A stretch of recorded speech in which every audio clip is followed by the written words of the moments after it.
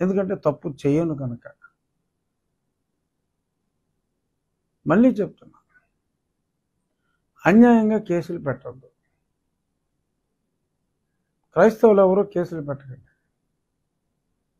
నిజమైన హిందువులు నిజంగా మిమ్మల్ని ఎవరైనా అట్రాసిటీ చేస్తే పెట్టండి, ఎటువంటి తప్పు లేదు. బట్ మతం మారిన తర్వాత మతం మారితే మేము పెట్టకూడదు కేసులు, ఊరుకోరే అని అంటారా? భయపెట్టేస్తారా? చాలా తప్పు చేశానా ఏంటి? అంబేద్కర్ గారి రాజ్యాంగాన్ని ఫాలో అవ్వటం నేరమా? అంబేద్కర్ గారిని మనస్ఫూర్తిగా గౌరవించడం నేరమా? ఎనీహౌ, నేనే తప్పు చేయలేదు. అంబేద్కర్ గారిని ప్రేమించాను, గౌరవించాను, ఎటువంటి అగౌరవం చేయలేదు అని మళ్ళీ చెప్తున్నా. ఎందుకంటే తప్పుడు వార్తలు నమ్మేవాడిని నేనేమీ చేయలేను, నమ్మించాల్సిన అవసరం కూడా నాకు లేదు.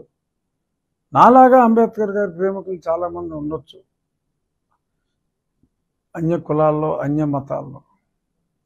ఒకవేళ వారి మనసు ఏమన్నా నేను నొప్పించుంటే, అయ్యా నేనేమి తప్పు చేయలేదు అని చెప్పి నేను ధైర్యంగా చెప్తున్నా. తప్పుడు మాటలు వినొద్దు అని చెప్తున్నా. కానీ రాజ్యాంగ వ్యతిరేకాన్ని నేను సహిస్తూ ఊరుకోను అని కూడా చెప్తున్నా.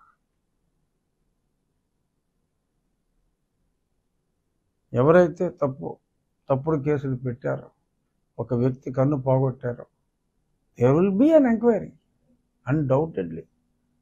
వారు చట్టం ప్రకారం రాంగ్ సర్టిఫికెట్తో అప్టైన్ చేస్తే, రాంగ్ సర్టిఫికెట్ రూల్స్ ఉన్నాయి, they would be punished with penalty and imprisonment. So కాబట్టి తప్పు చేయొద్దు, తప్పుని ప్రశ్నిస్తే అల్లరి చేసుకోవద్దు. ఇదే మళ్ళీ మళ్ళీ కూడా నేను నిండు మనసుతో చెప్తున్నా. Please don't mistake me. I did not do anything wrong. I have great regard for all religions. I have great regard for Dr. Bhimrao Ramji Ambedkar. And పూర్తి పేరు తెలుసా? Bhimrao Ramji Ambedkar. He is a Hindu. He was never a Christian. మా అందరికీ దండేసే హక్కు ఉంది. ఆ పేరులో రావుడు ఉన్నాడు, ఆయన పేరులో రావుడు ఉన్నాడు. మా అందరికీ ఆయనకు దండేసే హక్కు ఉంది. దండల్లో కూడా ఏనివట్ల.